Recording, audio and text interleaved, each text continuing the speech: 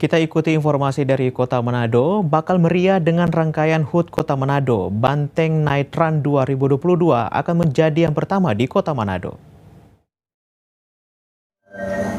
Dalam rangkaian hari ulang tahun Kota Manado yang ke-399 dan HUT Partai PDI Perjuangan ke-49, pemerintah Kota Manado bakal menggelar Banteng Night Run yang akan digelar di God Bless Park Manado.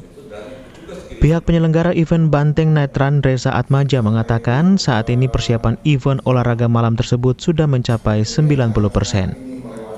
Akan jadi event pertama di Manado di mana acara lari malam. Itu sejauh ini persiapan sudah 90%, jadi tinggal teknis pelaksanaan, koordinasi dengan pihak-pihak terkait, dengan pemerintah kota, dengan Polres, dengan jajaran lainnya berjalan cukup baik dan mudah-mudahan lancar, semuanya diberikan kelancaran. Jumlah peserta pun juga antusias sangat, masyarakat sangat luar biasa.